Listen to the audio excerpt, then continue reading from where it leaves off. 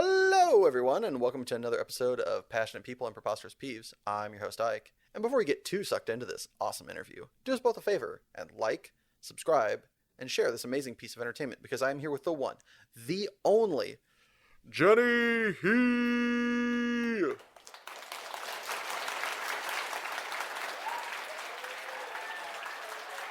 Hello, hello. How you doing? I'm good. But are you great enough to bring a dad joke with you today? I am. It is in song form. Are you ready? Am I to be regaled? I mean, Yes. It's just like I love puns. I was reminded of this recently, and it does need to be sung. So, Sing away. sorry, Miss Jackson. I am for eels. Never meant to make your daughter cry. I am several fish and not a guy. It just warms the cockles of my heart.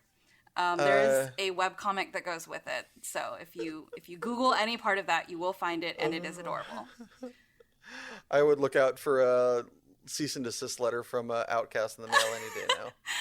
Hopefully I wasn't like that good, and it's not gonna like trigger any like, oh, somebody's copying me things. I'll let you know if this podcast can't upload to Apple for some reason. Alrighty. What's your favorite underutilized word? It is loquacious. Oh. I have a quick anecdote. It was I've got a follow-up anecdote, so hit me. excellent. It's like one of the first quote big words I learned when I was, I think, like 3 or 4, because my mom was going to school at that point, and she came home and was just like, Jenny, I found a word for you. You talk a lot. This is for you. Hold on to that one. And I just like flipping told every single new friend I knew about this cool, awesome word. And boy, howdy, a lot of people did not want to be my friend when I was 8, trying to teach them the word loquacious. But, They yeah. didn't want a loquacious 8-year-old No, telling them like, about the I word was a little loquacious. bit of a Hermione Granger, so it's, it's hard going out there. But, yeah, what's your anecdote? So, I love how it was around 3 or 4 when you learned this, because I learned the definition of this word when I was 34. And I kept trying to use it to mean... So, loquacious means one that speaks a lot, especially for nefarious or self-serving purposes, is like the kind of super specified thing. So, think of a politician or a used car salesman is like a great kind of example that I've been given. I thought the word meant like liquid-like, loquacious. Oh, this drink is so loquacious. This, the substance is very loquacious. Thinking it meant like, like water. Like the actual word for that, by the way, is viscous, which is funny to me because if something is high in viscosity, is actually very much not a liquid. It's becoming more of a solid. So something with a low viscosity is like water has a very low viscosity. But I kept using it wrong, and my brother Eli was just like, stop it. And I was like, what? He's like, you're using that word so wrong. I was like, what are you talking about? He's like, it's not what I mean. And like, he corrected me at least like 3, 4, a dozen times until I finally started to mostly get it. I still find myself trying to say the word loquacious when talking about how I don't like my milkshake. And it's like, wait a minute. No, that's not it. And I have to like stop myself from saying that word. I mean, words are funky like that. Like, I definitely have personal, internal definitions for words from, like, reading too many books and never actually using dictionaries. And I get a lot of, like, very polite, confused stares. So, I get it. Moving on from my everyday temptation to accidentally use the word loquacious, what is your everyday temptation? Temptation. Probably online shopping. Like the fact it's literally at my fingertips is just like a siren song, man. What do you accidentally almost buy? Oh, I mean, almost is like a very generous word to use here. What do you find yourself clicking out of the window when you're in the checkout aisle? So I have figured out several things to control myself. I have joined like self-help groups on Reddit for people who shop too much. So like, it's like a little bit of a problem. But I have figured out that I am most likely to buy something ridiculous when I'm half asleep. Like there's this part of my brain that's trying to be like sane. And it's like a little bit slower when I'm mostly asleep. Like it goes to bed earlier or something. So I have to like buy stuff quickly so that I don't catch myself doing the thing. Yeah, it's like aggressively pushing forward the shopping cart so you don't look at the like bevy of $1.50. I'm old enough. I remember when they were quarter chocolate bars at the at like Safeway or whatever. Yeah, exactly. They're really leading on the impulsivity there. Yeah, you have to be like Joe, but you're just like don't look back, don't look back, don't look back. Just like eyes on the prize. Look at that door. Look at your car. You can make it. You can do this. Only the things in your cart. The only things need to be bought. Yeah. I think the things that tempt me the most are just pretty things. Like I love enamel pins. I love how enameling looks. And the fact that like a lot of the enamel pins have a ton of detail now is like, okay, you're telling me for $10 I can buy a small work of art that you could like hit with maybe like a small hammer, but you could like, mess with it and it would still be intact. Like this is like buying a painting, but compact and hardier. A bulletproof painting. Yeah, they're just so cool. Like holding a potato meme. I just think they're neat. Yeah. So when you said, I just like buy like pretty things, half my brain went one way and half my brain went the other. Half my brain was like, you're doing a really good job to fight the stereotype. And the other half of my brain was like, me too. It's like, dude, it's shiny. It's cute. I want it. I am such a magpie. I love the enamel pins. I love glittery nail polishes. I love shimmery Parks eyeshadows. Are my favorite. I just want things. I like hobos with bread. I just want to create a nest that is like a glitter and shiny and, fluff up my feathers and prance in it. I realize that's making me sound like a male bird, but, it holds. Hey, you can be whatever gender bird you want. Thank you. I appreciate that.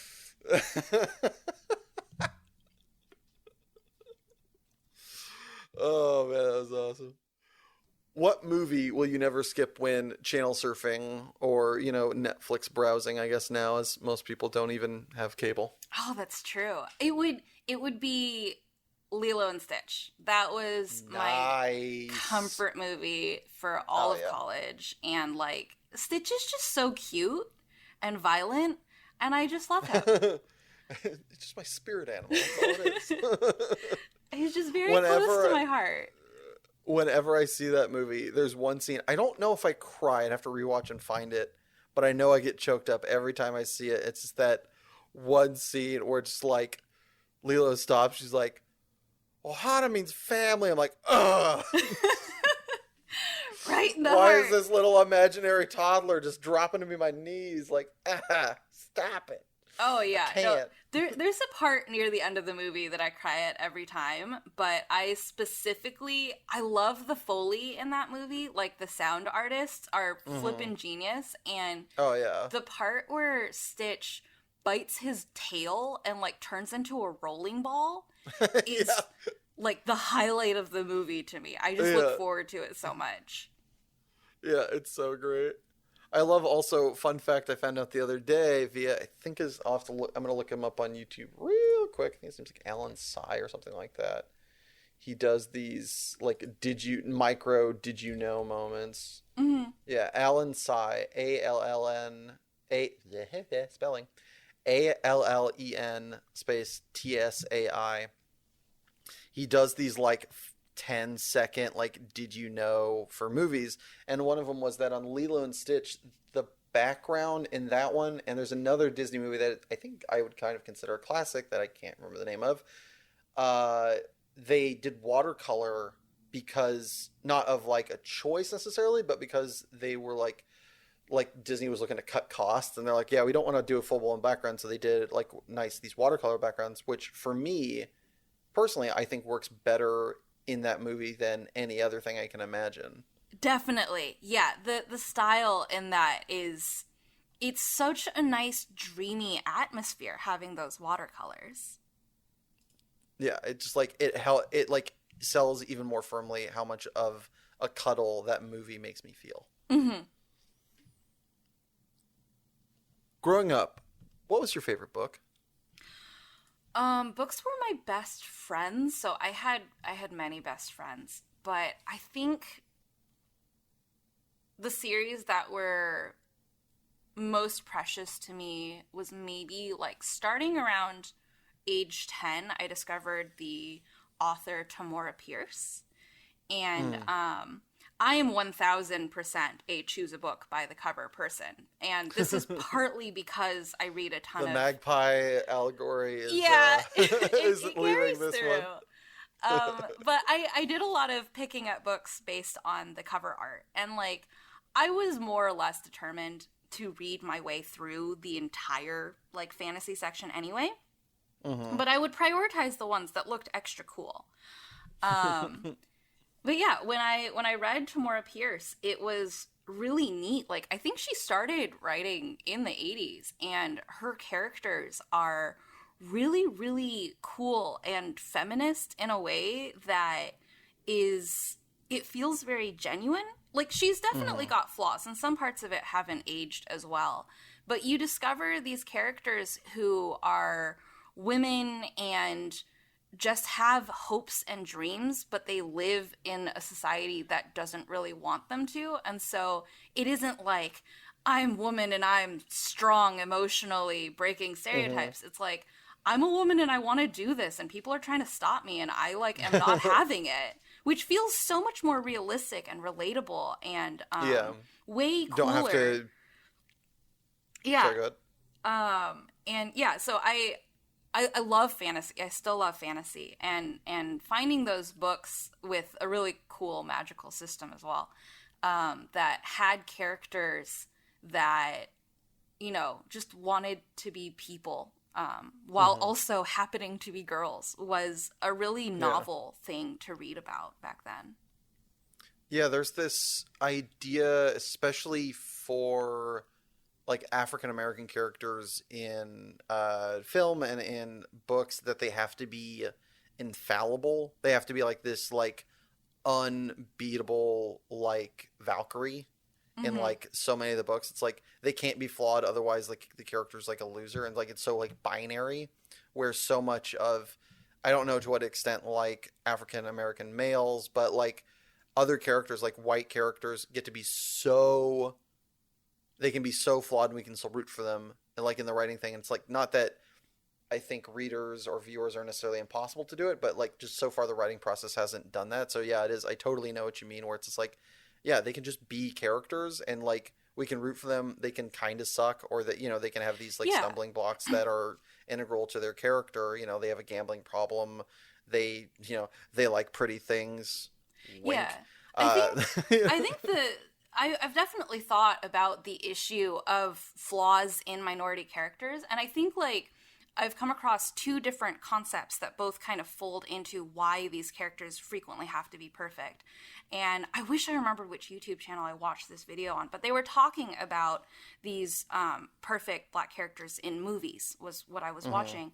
And they brought up that it was kind of like supposed to like ease black characters into media, and they were like, look at how good these people are. They belong in society, which is such a problematic thing, because, you know, people shouldn't be perfect to be allowed to exist. And then you ran into the issue of like, when you meet an actual real live person who isn't perfect, you're like, ugh, well, I don't have to include you, not like that cool guy in you know, whatever that movie was in the past. But the other issue that comes up very frequently is that you can't have like a quote flawed character who's a woman or a person of color or whatever because then it looks bad. It's like you're saying, oh, Yeah. like all women are like this. And it's like, dude, we could get Yeah, around it's this such problem a double standard. if we had more than one woman character, if we had more than one person of color. It's like,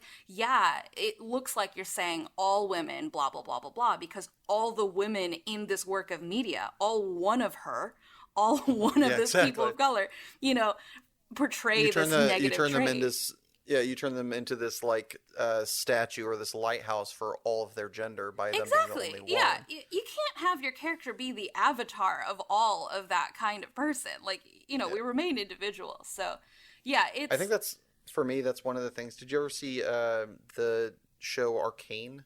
Yes, I did. I think that's like one of the best things is almost like an enormously large female cast and diverse racially. It's like, okay, great starting point. And then each one of them has their own kind of issue. Some more than others, but none of them are like infallible. Most of them have a problem. Some of them overcome them, some of them don't. And just like a great showing of the human, like, you know, kind of just struggle.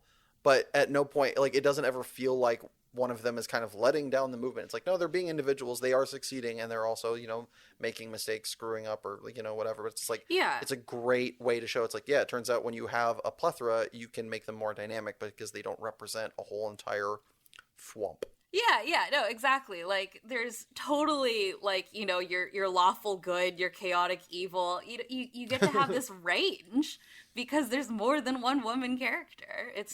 It's really novel. I hope other people discover this amazing technique. Yeah, of having a diverse cast. Yeah, it's cool. Yeah, it allows for so much more writing. Like, that's a great sales pitch, because I do think the impetus behind, sadly, the impetus behind those characters of like, oh, we're going to make him the best of the best, and he's going to be a good representation. Though I don't think those were people being racist. I think those were people trying to be progressive, not even necessarily patting on the back progressive, but actually like trying to be progressive, and they just sucked at it. They just they didn't troubleshoot it hard enough, and they're just like, here's the product, and people were like, you're rich and powerful, of course we'll make this thing. It's like, like historically, when you look over the different decades of what the general consensus or understanding towards progressivism was, we're constantly replacing ideas with more new ideas. As the decades go on, we're like, oh yeah, that was the effort of the age. And it is honestly remarkable how many times you can actually find somebody progressive, like, you know, 30, 70, 90 years ago, who says something that you would expect to hear nowadays. It's not unheard of. But more often, you run into someone trying to be progressive who had close to no context of like how to actually be a good person. It's kind of like the it kind of reminds me of the Piffle. Oh, what's his name? Oh, I need to look up a baseball player's name. Jackie Robinson. I was coming up with Jackie Brown. I was like, that's not a baseball player.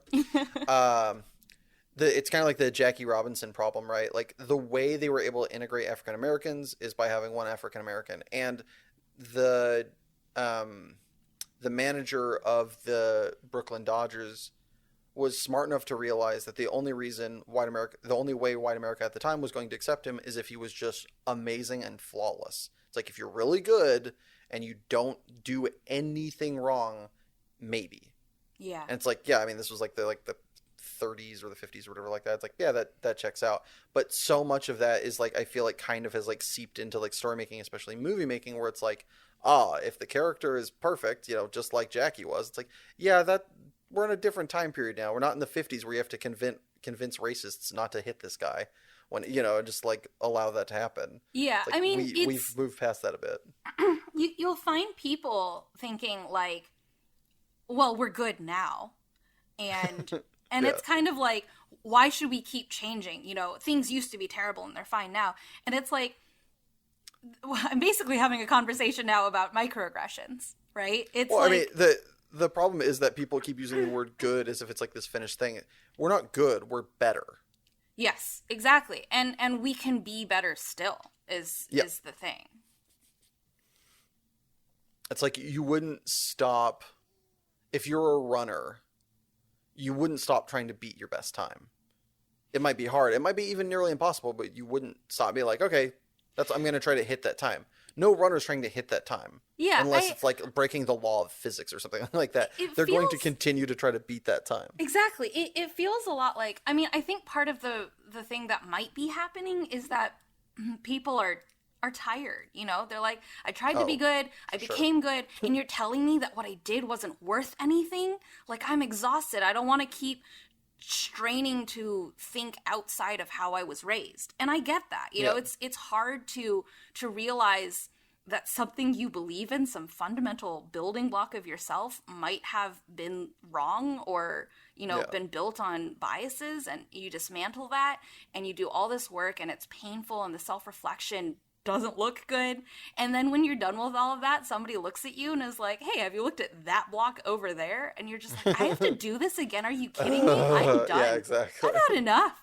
No, I am a better person than before, and that means I am good. And that is okay. Yeah, and it's just like, I think it feels more like an attack than it should. It really should be more like, hey, you know, like, you did a thing, and that's really cool. There's just more things to do. You know, I don't know, take a break, but don't be awful. It's a hard conversation Do you think it has to do with the fact that we live in what is becoming more and more a binary country dealing with more nuanced problems than before?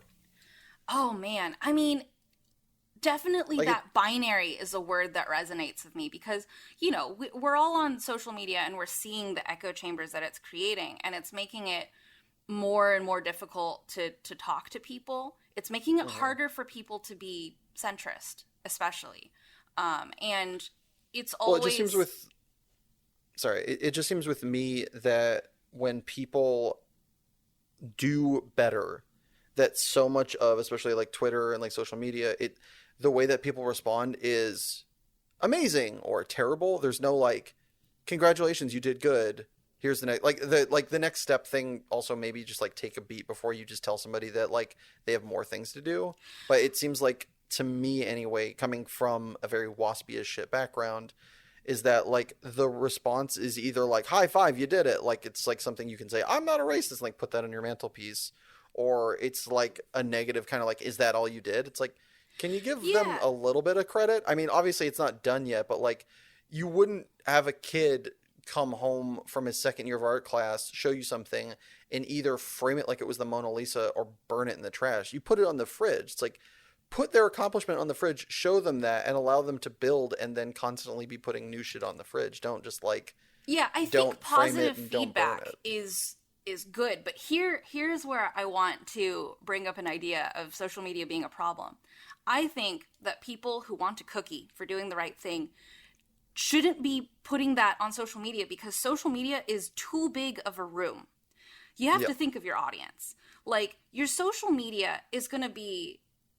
I'm thinking of Twitter here in particular, because Facebook is curated, right? But if you blast on Twitter, right, that like you finally realize that you shouldn't treat, I don't know, people of color badly. I don't want to get into specifics and sound really gnarly, but you know, like, you had an epiphany to be a better person. You are talking to both people who have experienced this kind of nonsense and are tired, and you're talking to people who have gone through the same process, and you're talking to people who think that your epiphany is stupid and you are now too soft, right? You are talking to all of those parties, and you're not going to get a lot of sympathy from 2 out of 3 of those parties. So I think it's one of those, like, we need to find and foster communities, whether it be digital or in person. I mean, obviously in person is harder, but we need to find and foster communities and be with people who are experiencing the same struggles and can support each other. Because, like, you know, if I'm having a good day, sure, I'll hand out a cookie, right? Like, good job, you did something really hard. But if I'm having a bad day from struggling with people who are being terrible to me, I don't have cookie energy. I wish I had cookie energy all the time. I love giving out gold stars. I literally have a pile of gold star stickers in my closet, like me and shiny things, right? Like, I love that positive and reinforcement. I think it's fantastic. But when I don't have that energy, I want people to be able to find people who are experiencing that kind of struggle, which is different from my kind of struggle, and receive that encouragement there. When you put stuff onto social media, you are likely to be blasted, and that can be really exhausting. And it's just because the room is too big. You know, you got to talk to the right audience.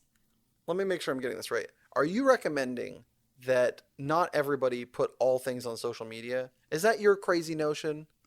Oh my gosh. Am I getting that right? I think you've really boiled it down. Yeah. I don't know if I can stand behind that. That sounds like communist talk right there. I don't know about all this. Social media can do really incredible things, but I think a lot of us don't really silo our personalities very well on it. And that can be incredibly toxic. And yeah, I think like it can be a tool. It can be a great place to reach out.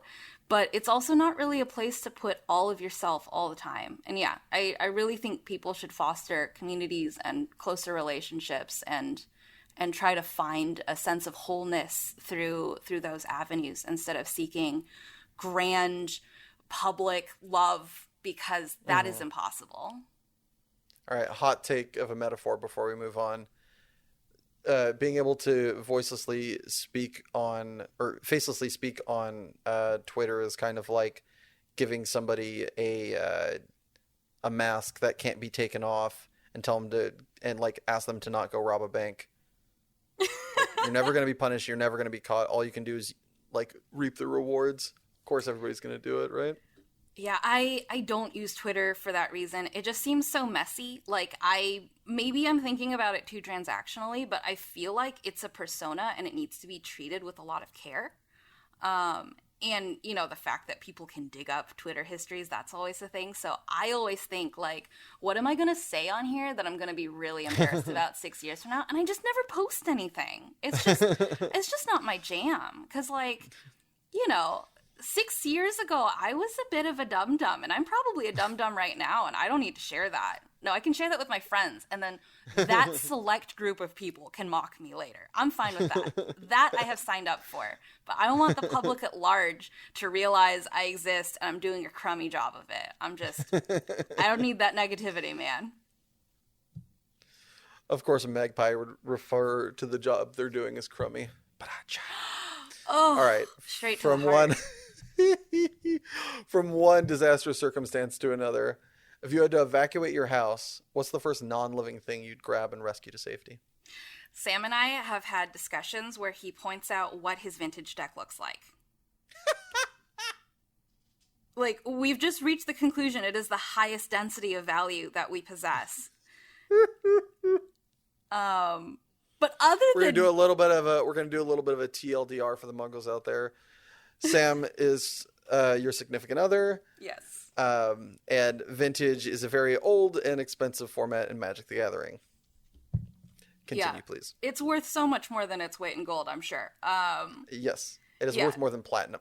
Most of like the higher end Magic cards, somebody did a Forbes article, is like Magic cards are worth more than gold, and I think they are worth more than platinum, like per ounce or whatever like that. Oh, that wouldn't surprise me. Yeah. So for sheer like value of mass for, you know, recoverable, I guess, you know, cash or whatever, if there were like a fire disaster, it would be that. For sheer like emotional needs, I have like a to-go thing, because like when we had the fires a couple of years ago, people were like saying it doesn't matter where you live in California, you know, have your go bag packed. And I was like, okay, phone charger, snacks, water, N95s, and my journals. That's it. Those are the most important things to me. That's awesome. So yeah, not a whole lot of monetary value there, but I used to write and draw in these journals straight through college, and I'm still very proud of them, and they carry so many memories, and I don't know what I would do if they disappeared. I should probably scan them and have them digitally. I just had that thought as I was saying that to you, so I will probably do that. But we're helping. Yeah, that is we're helping the magpie conserve their nest. Yes, it is one of my greatest treasures. It is born wholly of my mind, and I still find that completely remarkable. All right. Do me a favor, Jenny. Clear your mind. Now, what thing comes to mind when I say underrated? Potatoes. Even though French fries are rampant all over this country, potatoes are underrated. Please do expound. When you look at a potato, right? I mean, it has a very humble look. It looks a lot like a rock that somebody pooped on. And it's just not very glamorous. A French fry feels like an entirely different beast.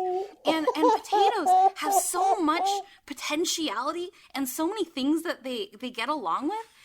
But when you just look at it, I mean, I guess maybe it looks like a lot of work because it hasn't blossomed into its, beautiful final swan form. But yeah, potatoes, they're really great. They're really tasty. There's so many different forms that am I starting to sound like Samwise Gamgee? Because I love potatoes. You can cook them, boil them, put them in a stew.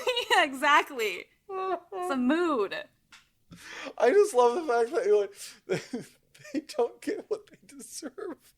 Like it was some poor set of immigrant farmers that had done the work, and they really deserve to be noticed and given that what they were. I mean, just the potato is very humble and doesn't get enough respect. You can get 10 pounds of potatoes for $5. That is crazy to me. It costs $5 for a handful of fries. What is happening here? They're the same thing. I mean, you're not wrong. I'm not laughing because it's ridiculous. It's just, I mean, it is ridiculous. I love it, but oh my god, I am filled with passion for many, many peculiar things. So I'm glad you have me here. And that is why you are here. Yes, very much. I asked your two other teammates, Betts and Wong, and they both concurred. You should be on this. Oh, podcast. Yay! Anybody that doesn't know, before we move on to the next question, Jenny was involved in one of my favorite Magic the Gathering teams, if not just because the name, also the people are great. Danny Wong and Jonathan Betts, both previous alum to this podcast, if you will, were their team. And I don't remember how it came to be exactly that you figured out the order. I remember somebody was talking about, so a little bit of history. Back in the day, Magic the Gathering tournaments, there were team tournaments, and they would allow you to name your team. And then some precocious geeks decided to get really filthy and name them disgusting things that they couldn't really publish, so they did away with that, and they would just use the last names of all three people. And there would be a seat order designation of A seat, B seat, C seat. And so the names would be listed. In this case, it was Jennifer HEE, Jonathan Betts, and Daniel Wong. So it was HEE, Betts, Wong, which, if you don't like that, you can leave the room right now, because that is the funniest thing and coolest thing I have ever seen in my whole gosh darn life. We were so proud. It makes me happy to this even day. We were so proud that we could make a sentence. And it was definitely not, okay, well, I can't say definitely. As far as I can remember, I don't think we came up with the sentence first and then decided we needed to be a team that needed to be sat that way.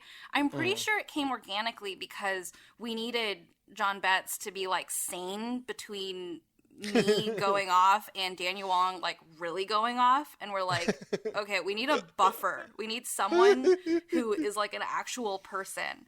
And then we looked at our team name and it was just oh yeah, this is exactly what it's all about. We have the coolest team name. The way it was told to me by, I think, Daniel, is that you guys were sitting around, had decided to be teammates, regardless of the name, and then you were sitting around, and one of y'all realized that, just played a little bit of Boggle, and if we do this, we create this awesome thing, and it was just yeah, well, let's do that. But either way, I'm here for it. That is tremendous. So, is there a piece of advice you've been told over the years that has made the biggest impact on you, or that you find yourself pondering even to this day? This is gonna sound really cheesy, but I guess I'm kind of a cheesy person. But I recently realized... What kind of cheese are you if you're a cheesy person? One of the really gooey ones. Raclette. So, that stuff is amazing. I want to be a raclette. I want to just get all up in people's business. I want to have raclette, so I know what you're talking about. That's that melty cheese, right? Where they do the knife thing, and then you get a fat layer of cheese that drops on your stuff. That's your food stuff. Okay. Yeah, I'm pretty sure that's it. Anyway, yeah, that's me as a cheese. even if I got the name wrong. So I have a quick little anecdote about this. I'll allow it.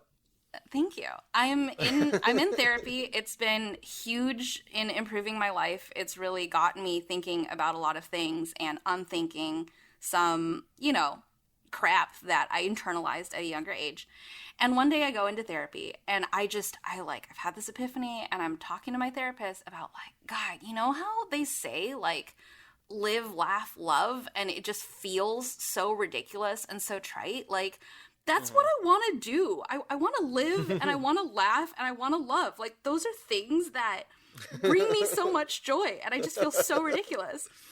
And I hadn't realized that my therapist actually, unironically had a mug or something that said live, laugh, love on it. And I had just told to her face how cheesy it was and how embarrassing it was.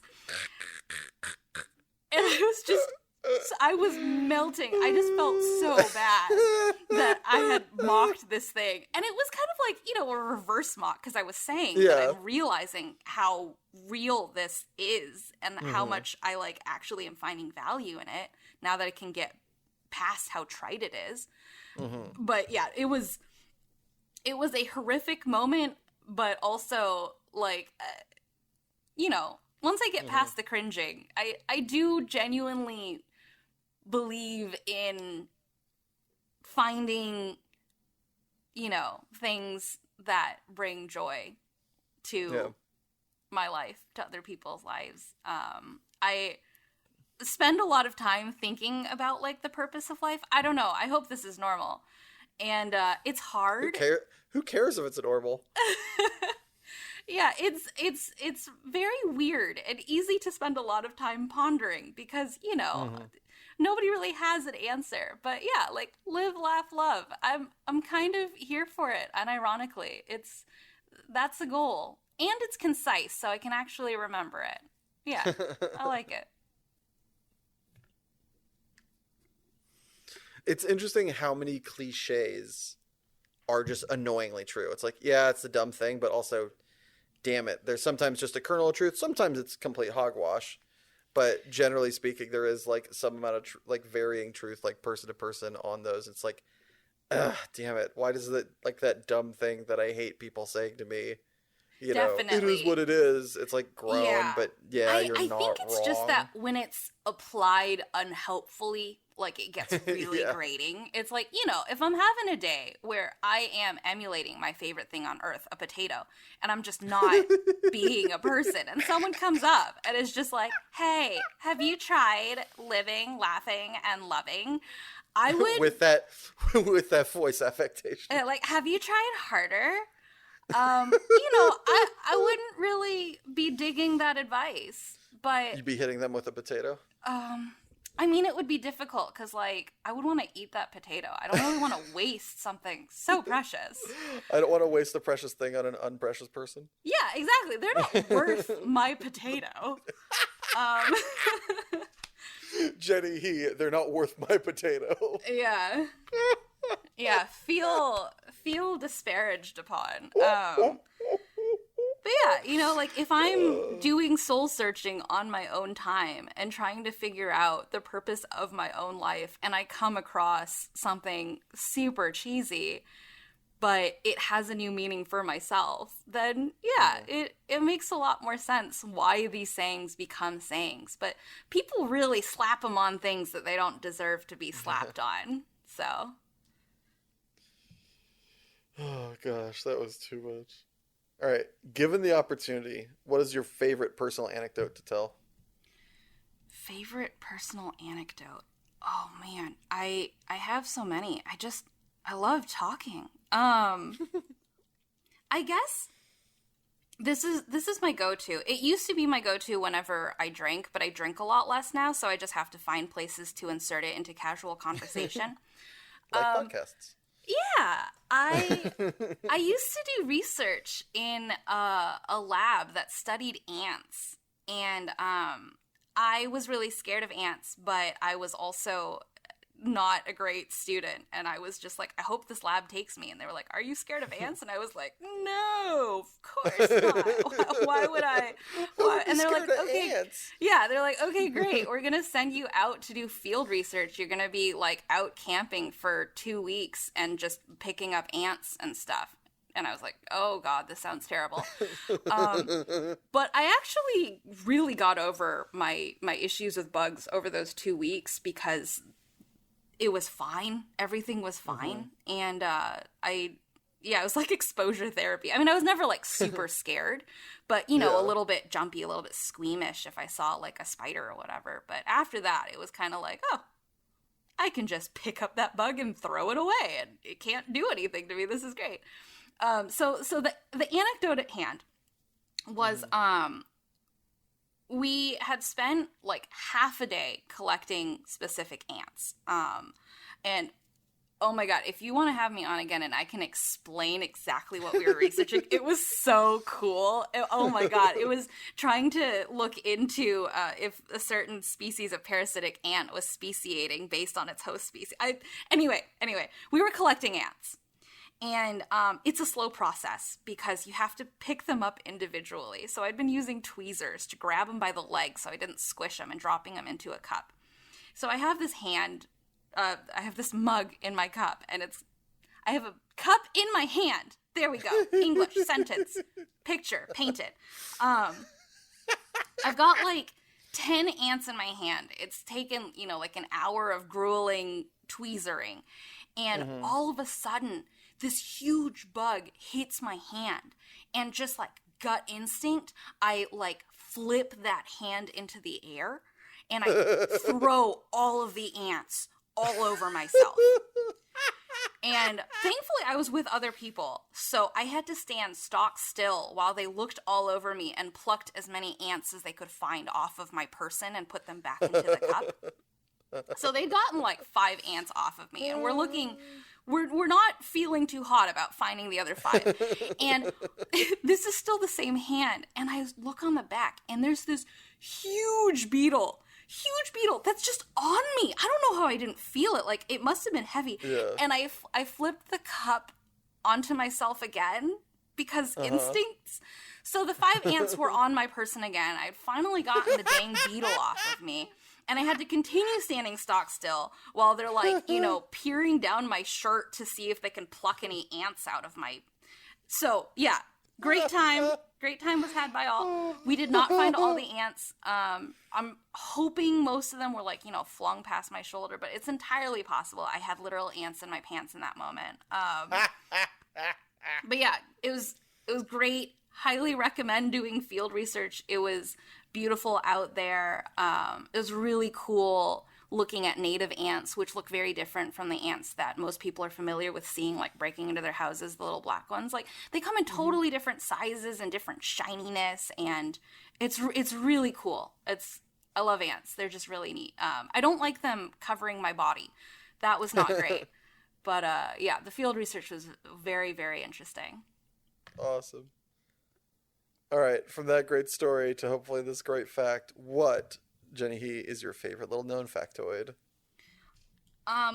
Again, based on ants, because that's just where my brain is right now. There was this research study where they were trying to figure out how ants like communicated distance to each other, because ants will have, like explorers, and then they'll come back and then they'll tell the colony if they found something worth, picking up or investigating or whatever. Sure. And so, you can see the ant come back and they'll tap their sister on the head, and then the next ant will go to the same place. So it's like, all right, is it that they know what distances are, or are they counting their steps? Or like, how do they know, go 10 feet to the northeast and then turn right? So what the researchers did was they like attached little stilts to the ant legs to make their legs longer. And then after the distance had been communicated by the sister, the ant with long legs would go off, and she would routinely overshoot the directions. And so that's how they found out really elegantly that it was in fact the number of steps being taken, because they just kept overstepping with their little stilt legs. Yeah. Ants are so great. They're so cool. Ants in the pants and on the brain. Exactly. Right. Fill in the blank. This weekend was so great. I spent 13 hours dancing to EDM. That would be my ideal weekend. I've done it before. I'm going to do it again. What, any preferred artists that if they had a show that one you would prefer? Oh my God, so many. Every time Joyride is in the States, is in California, like I will try my best to go see him. I love Kid, K?D, like crazy anime, really like positive, blippy, glitchy noises, super, super cool. I love Knife Party. I've seen them like several times. Justice is a classic, just like real loud noises in my face. I love EDM. I love drum and bass and dubstep. I love bro step. I love classic dubstep too. Like it's just all good stuff. I want my bones rattled. I want to be shaken by airwaves.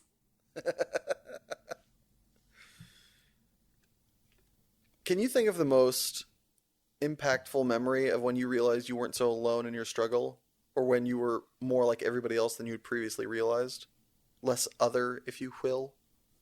I have a specific memory that comes to mind. So several years back, like this is going to be a little bit heavy, but I had gotten out of an emotionally abusive relationship that had lasted like 5 years. And I had hidden a lot of it. And I was very self-conscious because I felt like it was my fault that, I had stayed with this guy. I thought so little of myself. It was my fault that he was so mean to me.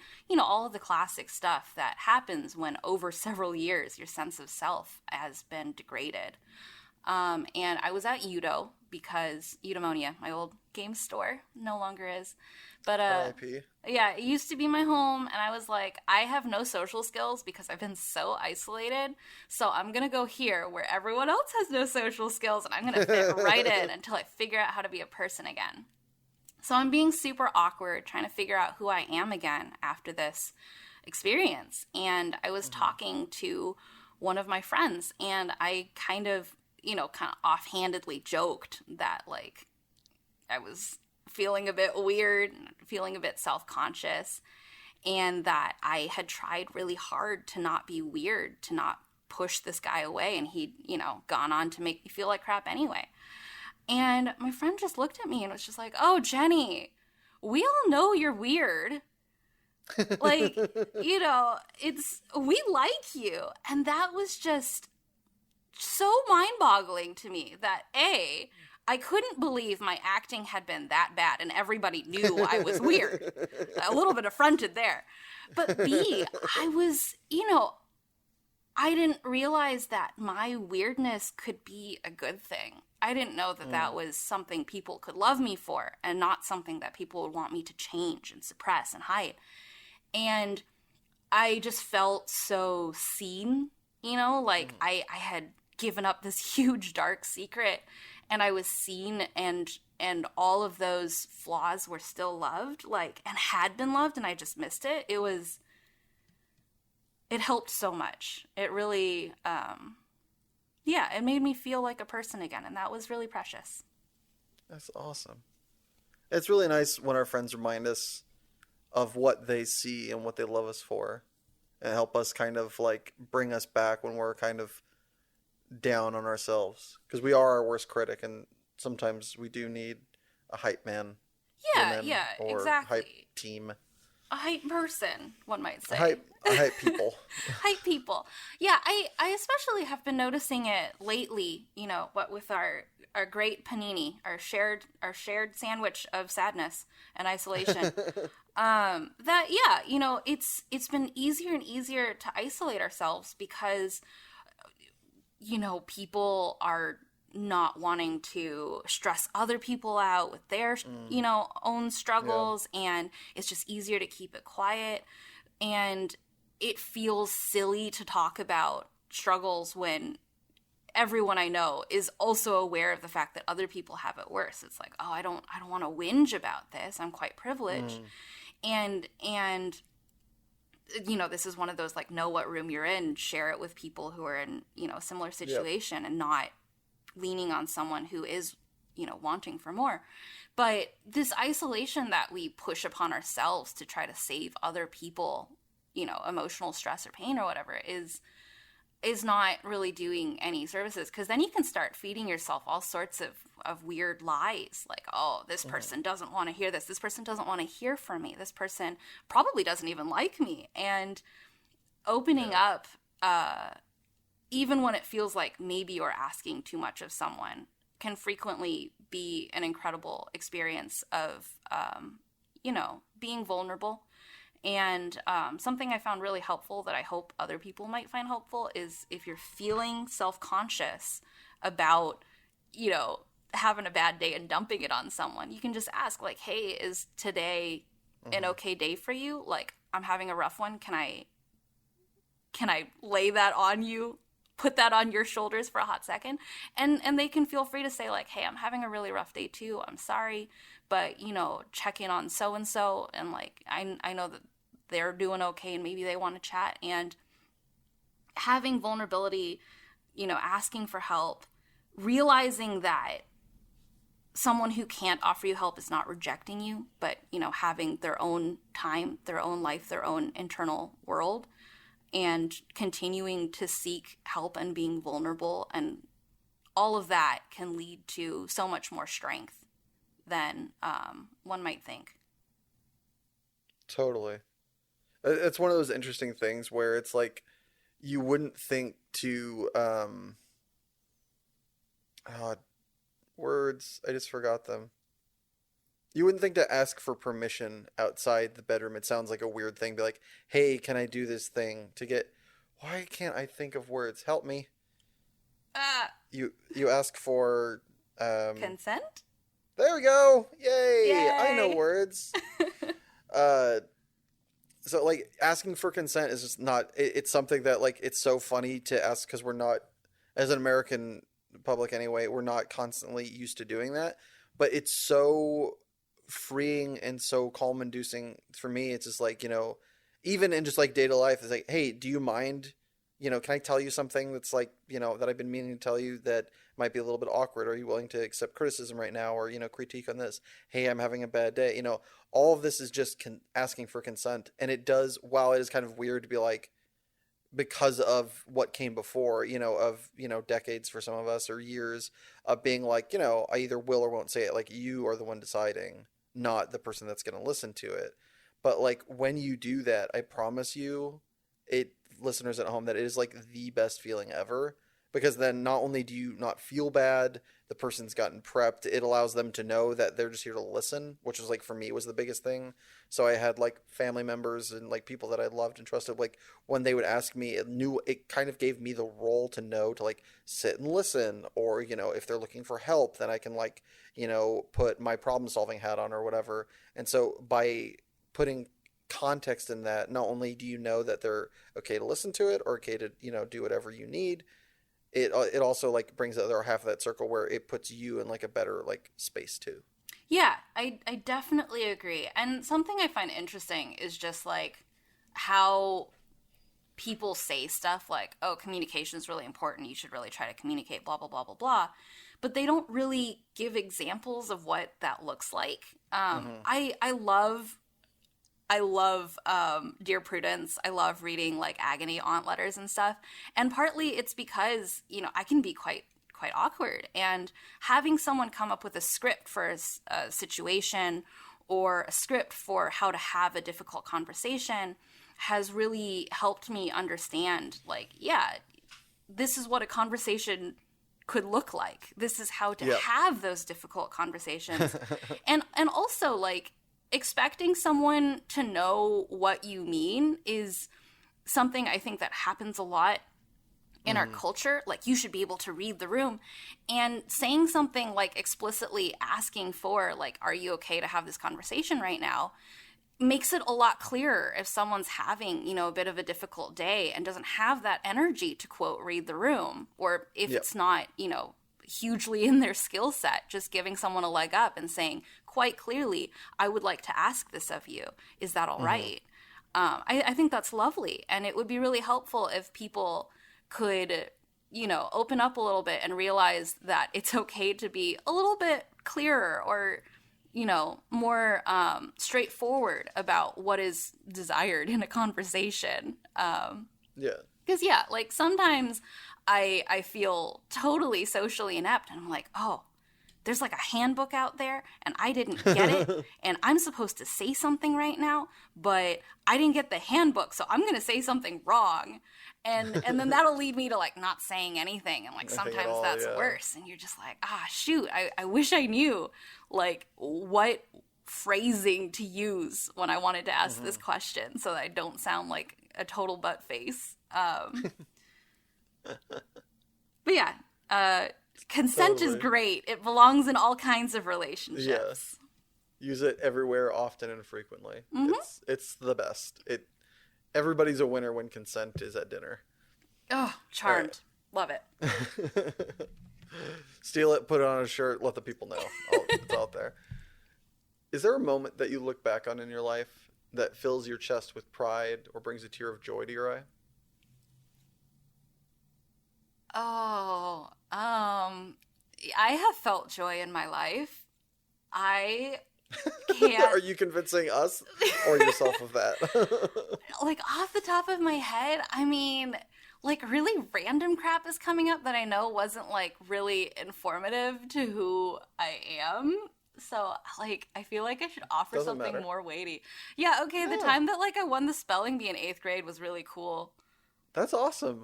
You won a spelling bee? I did. It was great. They totally gave me like an easy word that was somehow on the medium list, and like everyone else got crazy words and I got diva. Everyone laughed. I was like, definition. And then Jenny's like, oh, I know this word. I had to double check that I wasn't given some like secret alternate diva wrong. With like a silent G or something. Silent G. Like whenever we steal a word from French and you're just like, okay, half this word is imaginary, but I still have to know it. But yeah, that's awesome. That was it. Very, very pride-filled moment. I got my name carved on a plaque. It was super cool. That is so dope. I think I've spelled one word correctly in a spelling bee, full stop. I think I messed up on frustrated. And the worst part is when I messed up on frustrated, I tried to do like a little bit of like a stand-up shtick. He's just like, all right, your word is frustrated. I was like, frustrated. Like I am right now. Dead silence. Nobody coughed. Nobody laughed. Nothing. I'm like, I think this was like, 10-year-old me being like, all right, frustrated. And just like had to go back and spell it and then got it wrong. And I did the walk of shame. Heartbreaking. Woo! Yeah, that is a game ender right there. Speaking of game enders, we're going to ask one last question before we throw it to break. If you could have listeners of this podcast hear one song of your choosing, which would it be? I am currently obsessed with Tom Cardy, and I do recommend watching his shorts on YouTube for chaotic energy. But his song that I could recommend that you can find on Spotify is called HYCYBH. And you're just going to have to listen to it to find out what that stands for. Wait, he didn't call his song just 6 random letters? They stand for something? They stand for something, and it's great. And if you have a sense of humor like a 12-year-old, you're going to find it really funny too. Sweet. All right. And with that, we're going to throw it to our first break. Feel free to stick around and enjoy the totally real commercial, or take a minute to enjoy HYCYBH by Tom Cardy. Or, if you really wanted to hear a song from a previous episode, check out the playlist on Spotify. Passionate People and Preposterous Peeves podcast, Song Rex. It's a long title, I know. Don't worry, there's a link in the description. Either way, see you in a jiffy. Do you ever find yourself sitting around with an emptiness inside your soul or larger than preferred vacuous space? Would you like to change that? I thought so. Now introducing Stuff. For when you have nothing to do but important things. Stuff. For when you're lacking personality and intrigue. Stuff. When the world has taken a pickaxe-sized chunk out of your heart. Stuff. And if stuff no longer fulfills these needs, please don't hesitate to look into our life-enhancing product, Addiction. And we are back. So, Mrs. He, what is your passion that you've brought with you today? I love collecting things. I suppose... The magpie continues. Yes. I guess I touched on this earlier. But yeah, I have a lot of collectible hobbies, and I get really, really into them. Alongside enamel pins, I've also collected Disney pins and Squishmallows and obviously Magic the Gathering cards, as well as my current fixation is on indie perfumes and other indie-made beauty goods. Do you do it? Are they like, do they continue all on their own, or are they very much like kind of in like their own kind of like time ecosystem? Like I did enamel pins and now I'm done with enamel pins, or do they persist after a? Do they continue to persist, or do they have like their own time period? They take turns. I think partly very thoughtful of them. You can't have too many expensive hobbies at once is the thing. You really gotta pick, like, oh, do I want to buy a Magic the Gathering Dual Land this month? Or do I want to spend a couple $100 on things that smell like dirt? You can't really do both at once. It's a tough decision there to make. It is. Indie perfumes are really cool. Like, I mean, I've always liked sparkly things because eyeballs, but the fact that you can smell something and trigger like a super intense smell memory of something that was lost to you is just absolutely miraculous to me. Like, I love when you hear a song and, you know, you remember like 6th grade, it was the dance. And, you know, Kevin looked at me for the first time.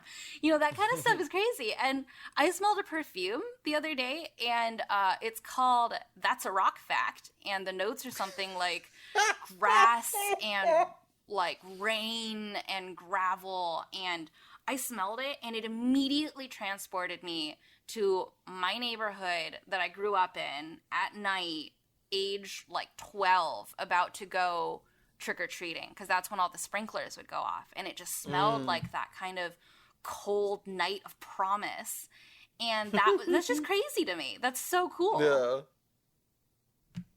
that's so dope. So when do you first start collecting collectibles? Is there an age or date that you really remember first getting into it?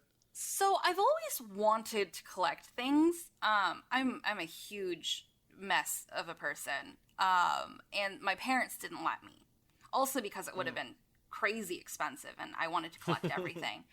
And so as a kid I mostly collected rocks.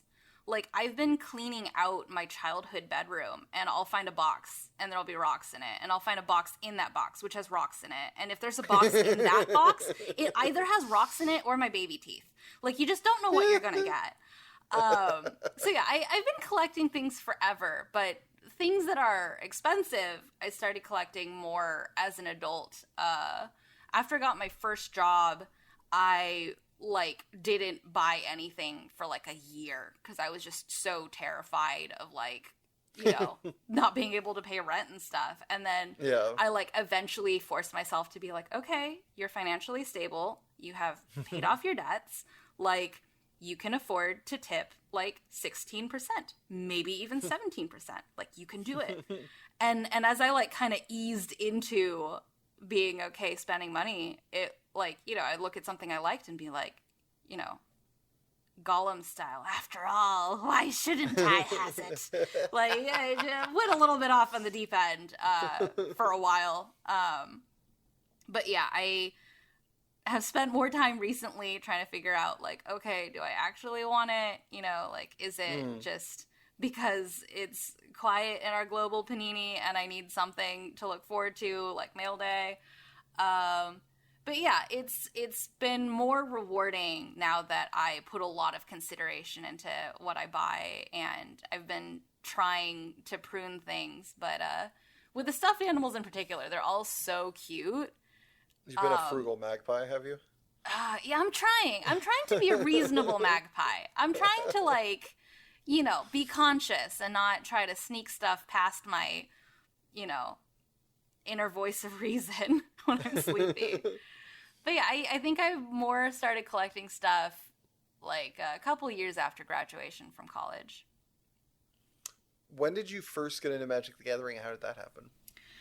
I remember some people I hung out with in college were like reminiscing about how much they liked playing it when they were younger. And then one of my other friends in college also played. So he taught me, and we were kind of like a casual commander kind of group. Mm-hmm. And eventually I went to my first pre-release at Eudaimonia for Innistrad, which was, I think, 2011? 2012 maybe, right. Something like that. Yeah, sometime around then. And I just like a fire was lit under me. I am so competitive, and I just love killing other people's creatures. How do I not sound terrible when I say something like that? Destroying their soul. Yeah, it's just, you know, I laugh in the face of death. It's great. Yeah, got mostly really, because really... death has a stupid face. I got super into Magic. I've met, like, almost all of my friends I have met through Magic at this point in my life. My, like, main social groups are very much Magic, or, you know, one step removed from Magic. And, yeah, it was, like, where I always went to hang out. I went to every Friday night Magic at Eudaimonia pretty religiously. When I was looking for an apartment to live in with Daniel, I made a spreadsheet. He was actually not even intending to live with me. I just, like, needed to move out. And I was like, oh, hey, you're looking for a place? I'm looking for a place. Let's look for a 3-person place. You know what? I'll pull up the spreadsheet. I'll find all the places. Don't even worry about it. Okay, we're living together. So I kind of felt like I pulled a fast one on him and Bernice. But I made a spreadsheet, and it had, like, you know, the address, number of rooms, and cost. And the last metric was distance to Eudaimonia. I knew it was coming, and it still makes me smile. Yeah, it was partly because, like, you know, we needed to know where Bart was, and also Daniel and my work offices were quite close to Bart and thus Eudaimonia as well. But it was nice putting it on the spreadsheet as, like, how many miles to Eudaimonia? Better be walking distance. I remember when I was looking at colleges when I was 19, and the most important thing by far was Magic at the time to me, that each school I went into looked at the school, but all I had done previously to the schools to checking them out was looking up where the Magic shops were in relation to them, and, like, going and having my mom drop me off and, like, check them out and, like, see if they, like, met my criteria of acceptable card shop, like, potential. So I was like, yeah, the school's nice, whatever. I would like to see these card shops, please. Like, going and then checking them out and seeing if they were, like, decent, or if I thought they were kind of mediocre, asking about, like, the tournament scene and stuff like that. Yeah, I am so totally glad I discovered Magic, like, as I was graduating college, because I had a rough time in college. I was relying on that curve heavily, and I imagine if I discovered Magic any earlier. Yeah, disaster. Yeah, definitely. It's kind of interesting. I remember talking to kind of go back to an earlier thing you're talking about, like, making friends. Most all of my friends are from that. There are some from, like, work. There are some from film school that I have, but a lot of my friends are from Magic. And I remember talking to prior significant other who was having a hard time adjusting to, she'd moved out her like friend apartment, and then sorry if that came up on the thingy. I don't know if that came up on the thingy. I had somebody just try to call me. I am popular. Look at that. And she was asking about, like, how do you have so many friends? How do you make friends? Because she just moved out of her roommate situation. And it was just kind of all on her own for the first time in a while. Just how do you make friends? And I was like, Play Magic? Like, I was like, I don't know. I just play this game, and then friends happen into my life just because we have this shared thing that we want to do. So that's how we spend time together. And like, then we have like things to talk about. And I don't know. And it's a very awkward conversation of realizing where I had friends, and I have no good recommendations other than play Magic. On, like, yeah, how to make friends. I've definitely recommended that to people as well. I mean, with the caveat that like, being a Magic player who is not a man is a little bit tough. Like, I don't think that can really be. I think you're. I think you're letting Magic off easily. It's a lot tough. It's it's a delicate way of saying it, but you know, you can Men run or pigs. into some, it doesn't matter if they're nerds or not. You can run into some crummy people anywhere you go, and it's one of those hobbies where you know there are pockets of toxicity. And so, like, when I try to recommend to people, like, have you considered playing Magic? And they're like, okay, but how about I pick up a hobby where I don't have to defend my humanity? I'm like, okay, point taken. Very strong point. But, although, I guess, I was going to say, like, can you knit socially? It's like, yeah, you probably can have, like, a social knitting circle. I just don't have one yet. Yeah, like, I definitely think it's becoming more obvious for, like, you know, people in our age group to realize, like, how do you make friends that a lot of it is hobby based. Yeah. And yeah, like I love the friends that I've made through Magic. So that has worked for me, but it's also like kind of interesting thinking about like what other hobbies are there? Like, would I want to make friends who also, you know, like pins or yeah. I just can't imagine having another dominant hobby, I guess, because Magic's been my world for, like, you know, over 10 years. Well, also, like, it kind of makes sense in its own world. Not to, like, I don't want to, like, shit on something that I don't know that much about, but I would surmise that, like, pin collecting, having a collection with a fellow pin collector, it's like, how long does that go, and how many of those people do you want to have lengthy conversations with? It's like, if you're... Like, Magic, it's such a deep game. There's a lot to talk about. There's a lot of different ways to play it. There's so many things to talk about with it, whether it's collecting, whether it's playing, whether it's strategy, whether it's just, I think this card is pretty. It's so three-dimensional, where it seems like, again, very much from the outside, pin collecting is such a binary activity. I think this is cool. I'm buying it. Maybe you're collecting a string of certain pins from a certain creator or a certain show, whatever. It's like you wouldn't talk to somebody about, like, hats. Like, I have a huge hat collection. I'm not going to go find somebody that also collects hats and, like, talk about the hats we have. That's just, like... Yeah, it's definitely, like, Magic, yeah, because people follow it for so many different reasons, it makes an easier community to kind of fall into, especially back when there was competitive Magic, right? Like, you start organizing carpools, and then you realize you like certain people, and you like grabbing lunch with them a little bit more, and you're like, hey, how about we grab lunch when we aren't playing Magic? And then they become real life friends, and you get to keep them. The way you said that is if they were a collectible. You get to take them home, put them in your friend box. It's great. You can show all your other friends your friend box. Man, I do love collecting people, and you gotta catch them all. I just want everyone to love me. I think it's totally reasonable.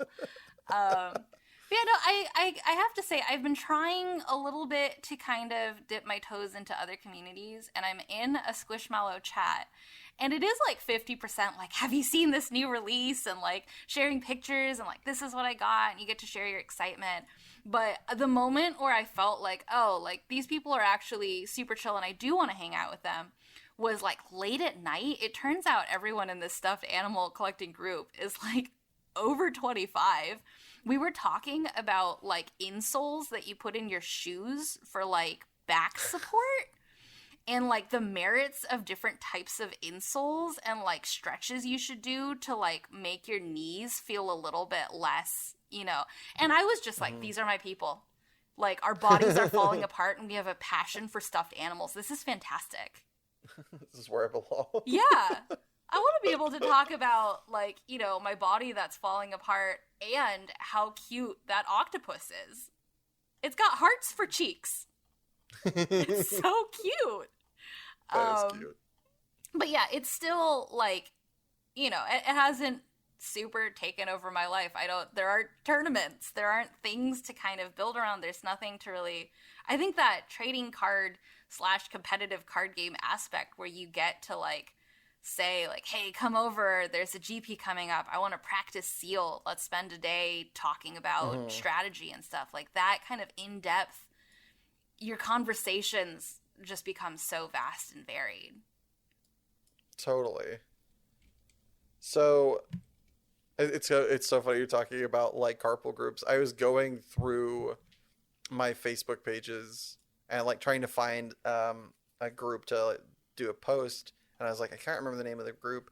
I was going back through my groups and I saw not one but like 2 or 3 group pages that were just for like carpooling and like testing for like local Magic tournaments that didn't like, I mean, they mattered to us because we wanted to play them, but they weren't like big like qualifiers or anything like that. It's just like, oh, if we want to meet up for this, there's this group. If we want to carpool, people can post this and like yada yada yada. It's just like, I miss that. And also it's just like so ridiculous. I love it. Yeah, it was a grind to be sure. It was an interesting thing to try to figure out how to balance, your work-life balance when life is split up into like grinding and then maybe a little bit of food and a little bit of play, but mostly grinding. But yeah, I definitely miss that because like, you get to see your friends succeed. You get to realize you opened a super sick pool and you hopefully get to crush your opponent with all 6 of your rares or whatever. Like, yeah, it's just really... Yeah, no, totally. Yeah, it's a whole thing to like look forward to. Eat at weird restaurants. Great time. What would you say the biggest misconception is about collectibles by the wider world? If you want to make it just about one particular like collectible that you are about in general, feel free, because I know that is kind of a wide subject. Yeah, well, because like I feel like people would feel like we're all weirdos, but the problem is we kind of are. So it's not like a misconception. I guess maybe the misconception is that the people who think that we're weirdos don't realize that they're also weirdos. Yeah. Like it's a you gotta zoom out kind of misconception. Because it's like, anytime I see people like make fun of fandom, like people who are really into Harry Potter fan fiction, no personal stake there. But people are just like, oh, you're so nerdy, I can't believe you're obsessed with this, media, and then go on to like throw Super Bowl parties and get into huge arguments about their favorite team and buy all the merch and like get mad at people wearing a different color. It's like, you're also in a fandom. Yeah. It's also kind of weird that your personality is the color orange or whatever. Like, let's just all be weird and like, be chill about it. It is kind of funny. I was going to talk about this earlier, but this opportunity reared its head, so now is a great time too.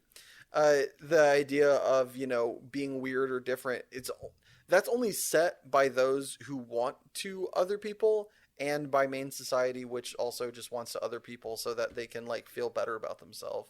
It's not, there is no normal, there is no weird. There is what society has deemed to be within. It's like, what's that where you have 2 circles and like there's an overlapping point. Venn diagram. A Venn diagram. They've decided like, okay, this amount of your bubble can be in my Venn diagram, this amount of it's out. And inside this Venn diagram is normal because that's me and I am like the 51% of society or whatever like that. I think at this point it's gotten a lot more splintered than that, but it's like that kind of idea of just like, oh, you're weird because you're doing that. It's like, we're just in 2 different bubbles, guy. Like, that. Who made this rule that I'm weird and you're normal versus the flip of that, or versus the fact that we're both weird? Like, yeah, it also really took me a long time to realize that like the weirdness metric needs to be applied to multiple facets. Like, oh, totally. I'm like weird when it comes to collectibles, but I'm a lot more normal when it comes to like what brand of dish soap I use. Like, we've all got these different measurements, and I remember the first time somebody introduced me to someone who was like also like pretty intensely weird, and I was just like, oh, this is so fascinating because we're both like in magnitude the same, like, absolute value of weirdness, but our weirdness was, like, along different vectors.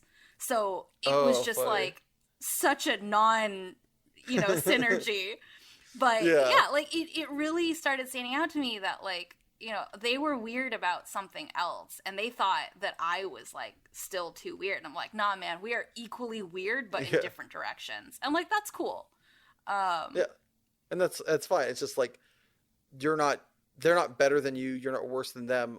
You're the same. And, like, that's, like, the kind of major conflict or problem, if you want to label it that, right?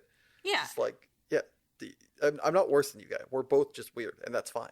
Like, yeah, it's kind of like I had an epiphany. Like when I had read something about the whole, like, sports being a fandom thing, and just how different pockets and populations and interests, people are just people in distributions, right? Like, I'll meet a couple of assholes in the Magic fandom. I'll meet a couple of assholes in the sports fandom.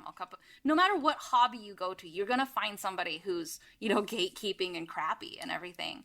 And I just, like, this is very recent. I had this epiphany that, like, people kind of suck everywhere you go, or are weird everywhere you go. And I was just like, oh no, people are just people. And I had, like, this like, stare off into the distance thing. And Sam was like, Jenny, did you not know this?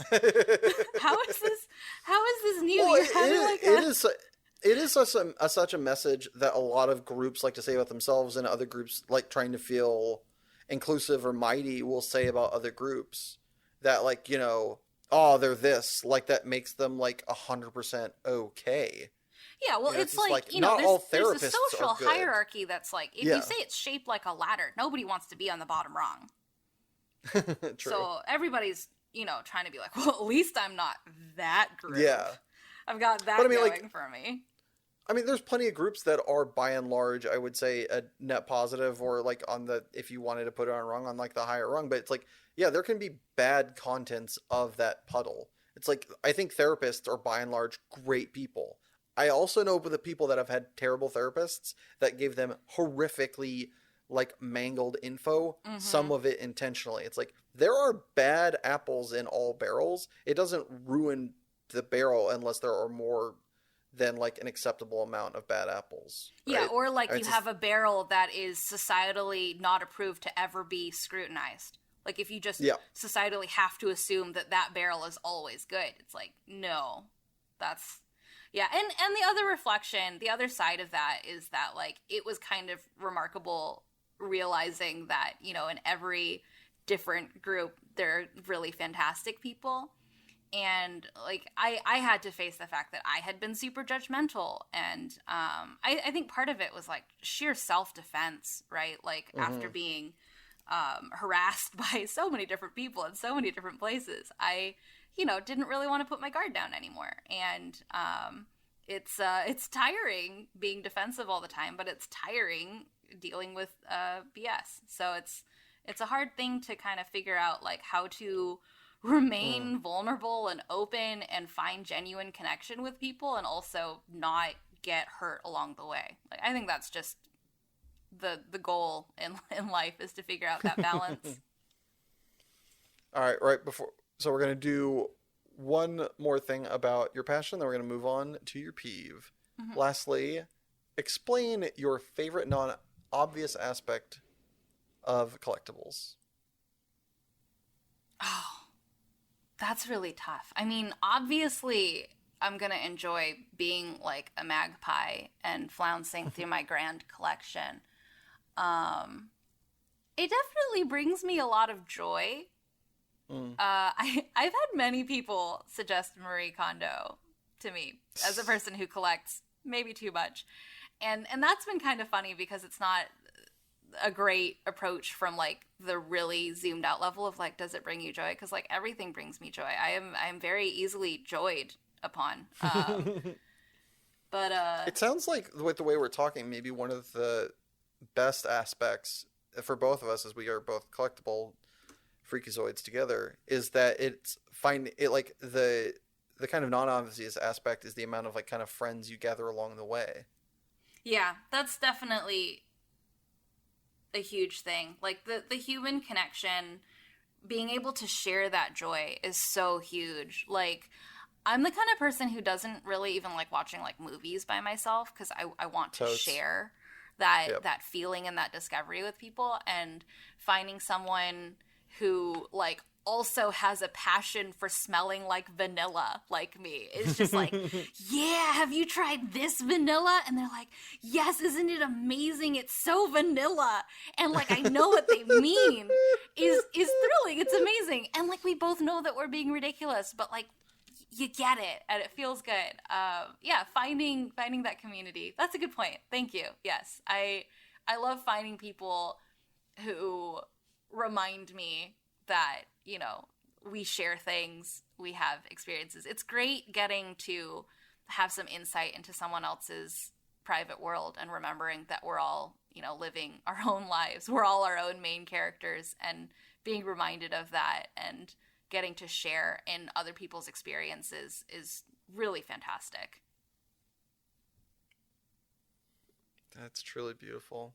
Well, to go from the beautiful to the bastardizing, what is your preposterous peeve, Jenny HEE? I am very particular in many ways, but this peeve that I've picked out is something that, like, I probably lose more of my shit than I should. I cannot stand when someone has eaten the last bite of something that I was saving for later. No, but before we move on, there is a bit of clarity here that was made beforehand that is needed to make now on why this is preposterous. Because if you had told them, hey, I like this thing, I would like the last bite, and they bit into it, that would be rude. Right. No. However, it's definitely so. What had happened was, it's one of those things that like definitely could have been cleared up with some communication, but it was a communal food. Like I had thrown a shindig, and there was some extra food, and it was kind of like, okay, this is free for everyone. You know, I bought it for the party, and I don't want to eat all of this stuff later. And in particular, what happened that day was there was an entire untouched French baguette that was sitting in the communal area of our kitchen at my old apartment. And seeing as it was an entire baguette, I was looking forward to eating some of it the next day. And I go into the kitchen, and it's just gone. And, like, I don't know, I've never eaten an entire baguette in one day. I was like, did somebody abscond with it? Like, has it run off? Like, did someone come back after the party ended and take the baguette and then leave again? I didn't know what had happened. So I texted the chat for our apartment and was like, does anyone know what happened to the baguette? Which is a silly question, because yes, somebody obviously knew what happened to the baguette. I get 2 denials and 1 very quiet, oh no, I have absolutely no idea. I certainly didn't eat an entire baguette last night. And followed by like an actual like apology, like I didn't know it was in the communal thing, I thought it was safe to eat. And I was like, this is fair, this is totally fair, but I'm still extremely upset. You know, like, yes, it was communal food, it was left in the communal thing, it was allowed to be eaten. I'm just really, I wanted to eat some of that delicious baguette.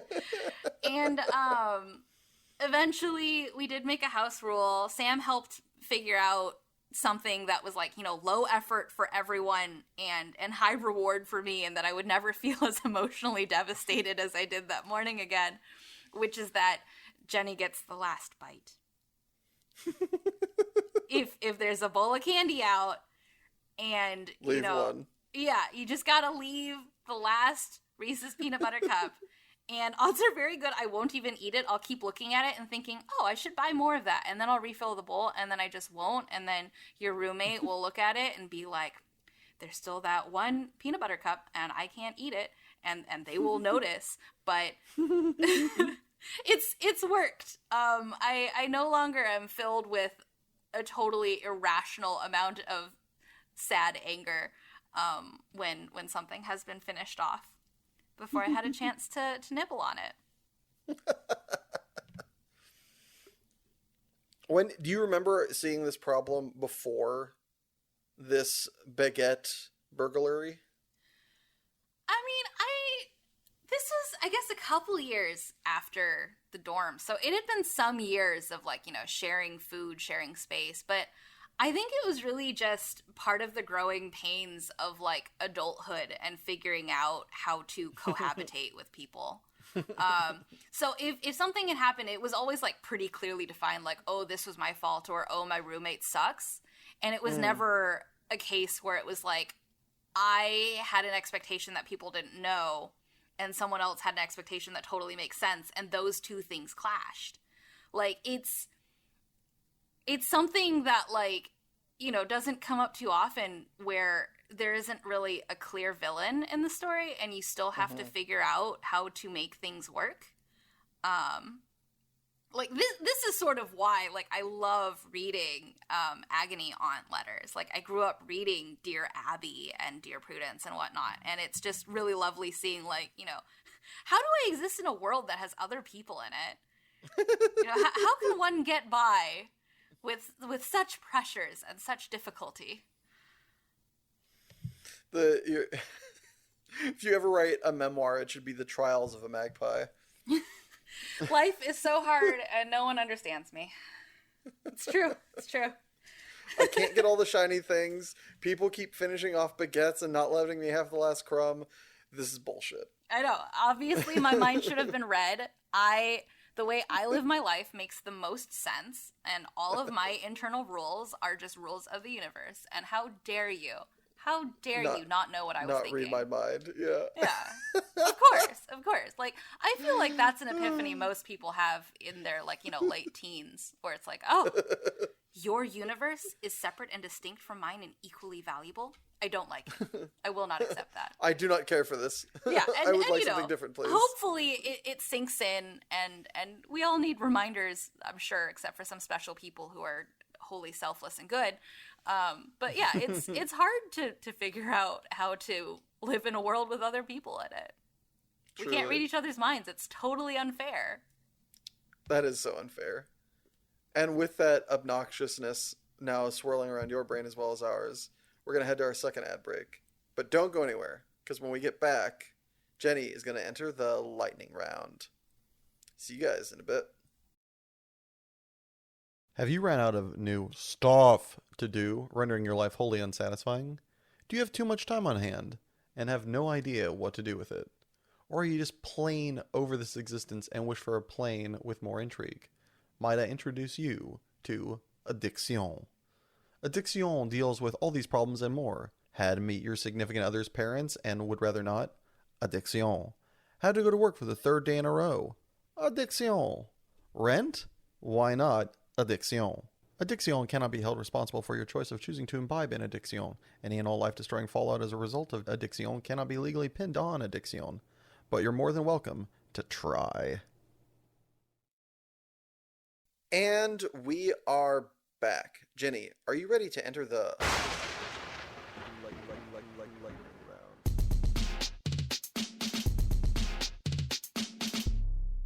lightning round?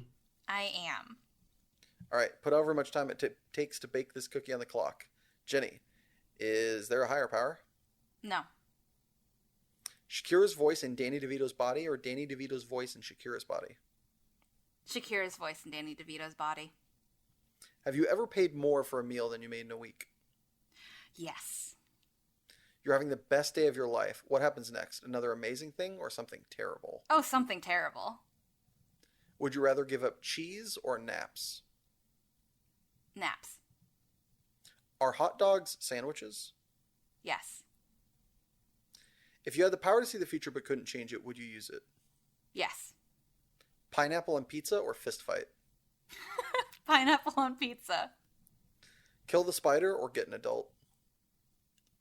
Save the spider using a cup. Come on, man. Is there a price for you to give up your passion forever? Yes, but it's extremely high. Kanye. Yeah. Which one of your parents settled? My mom.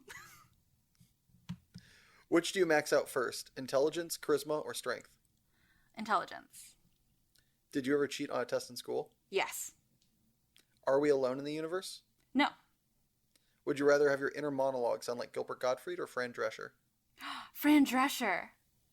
Are Cheez-Its addicting? Yes. Lions, tigers, or bears? Bears. Make the food or do the dishes? Make the food. Is Marvel overrated? Yeah. Would you rather fight one horse-sized duck or 100 duck-sized horses? Oh, they're so cute. 100 duck-sized... No, wait, 100... Yes, 100 duck-sized horses. I was thinking 100 horse-sized ducks, and I got really worried, but... Okay, sorry. Yeah, it's okay. Would 16-year-old you be proud of where you are today? Yeah. Do you create your own thoughts, or do you just listen to them? I create them. If you have to only have one for the rest of your life, which would you choose? Rice or pasta? Rice. Is the internet a net positive for mankind? Yes. Would you put your brain in a robot body if you could? Yes. Would you rather be able to shapeshift but only into a chair, or have super strength but only when you're super tired? Super strength. If someone you cared about asked you to help them cover up a murder they had committed, would you help them? No. Could you eat 37 of your favorite food for $5,000 in a 1-hour time limit? Yeah. Congratulations, you've survived. The lightning round. But before we move on to the prize to be awarded, I, and likely many of the listeners at home, would like to know, what is your favorite food?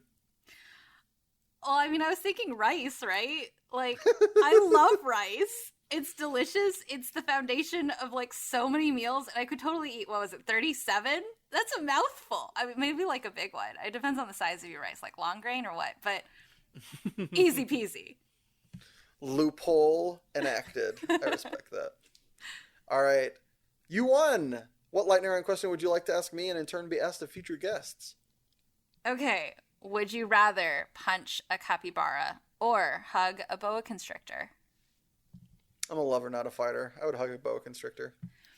They love hugging too. They might love it more than me, in fact. And you know what? That's okay. If I'm going to go out, I'm going to go out in style. All right. Anything you want to plug, recommend, places people can find you or your content?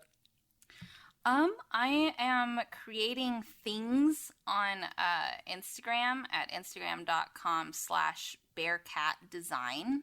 I like crafting stuff and sharing the shinies with other people. I have some other projects that I'm working on, but they don't have URLs yet, so maybe I'll link them to that Instagram if you follow it at some point. Cool. Well, thank you, Jenny, for being my guest today. Thank you for having me. It was a delight. And a special thanks is due to my editor, Richard Ashford, and my composer, Joshua Gibbons. Thank you. Yes, you listening at home or wherever you found time to appreciate this.